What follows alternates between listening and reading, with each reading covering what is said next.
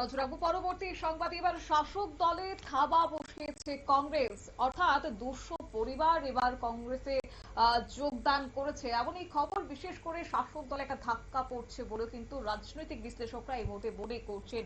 এবং অম্বিনগর বিধানসভার এই ছবি ধরা পড়েছে, যোগদান সেখানে করেছে কংগ্রেসে 200 পরিবারের, বিভিন্ন দল ত্যাগ করে কংগ্রেস দলে যোগদান। তাদেরকে দলীয় পতাকা দিয়ে বরণ করে নেন প্রদেশ কংগ্রেস সভাপতি আশিস কুমার সাহা। গোটা বিষয় নিয়ে কি রয়েছে বিস্তারিত শুনুন। বিধানসভা কেন্দ্রের 3 জন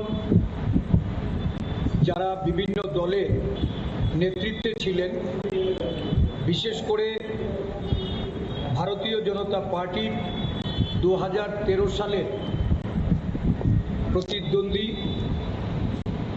এবং বিভিন্ন সময়ে যার নেতৃত্বে নির্বাচনী প্রতিদ্বন্দ্বিতা এই ভারতীয় জনতা পার্টির যারা প্রতিদ্বন্দ্বী ছিলেন তাদেরকে সহযোগিতা করে এসছেন।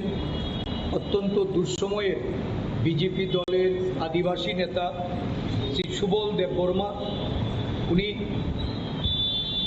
এই ভারতীয় জাতীয় কংগ্রেস দলে আজকে যোগদান করেছেন এবং আগামী দিনে অম্বিনগরে জাতীয় কংগ্রেসকে শক্তিশালী করার জন্য উনি প্রচেষ্টা নেবেন।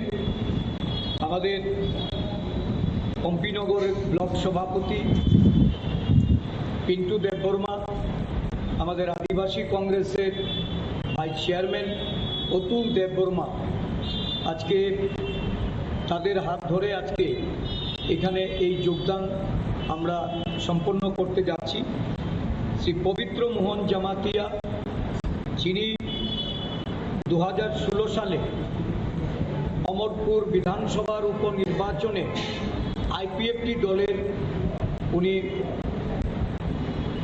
সেখানে প্রতিদ্বন্দ্বিতা করেন। এই আইপিএফটি দলের প্রার্থী রূপে উনি সেখানে প্রতিদ্বন্দ্বিতা করলেও অমরপুর এবং পপ্পি সহ করবুক এই 3টি বিধানসভা জুড়ে আইপিএফটি একজন নেতা রূপে উনি সেখানে ওনার ভূমিকা পালন করে গেছেন। আজকে ওনার সাথে আরও পঞ্চসাধন জামাতিয়া, যিনি ত্রিপুরা মথার একজন একনিষ্ঠ সক্রিয় কর্মী, আমাদের কংগ্রেস দলে যোগদান করেছেন। এবং এই 3 জন নেতৃত্বের সাথে আরও প্রায় এই অমরপুরে 200-র উপরে ভোটাররা তারা যুক্ত আছেন এবং তাদের। আপনারা শুনলেন কংগ্রেস সভাপতি আশিস কুমার সাহার বক্তব্য। অর্থাৎ এই আজকের এই যোগদানের সভাতে কিন্তু বিশেষ করে 3 জন ছিল প্রাধান্য, কারণ সেখানে একজন আইপিএফটি, অন্যজন ত্রিপুরা মথা, পাশাপাশি ভারতীয় জনতা পার্টিতে যারা লিড নিয়েছেন তারাও আজকে কংগ্রেস দলে যোগদান করেছেন বলে আজ জানিয়েছেন প্রদেশ কংগ্রেস সভাপতি আশিস কুমার সাহা। নিয়ে নিচ্ছি ছোট্ট একটি বিজ্ঞাপন বিরতি, সঙ্গে থাকুন।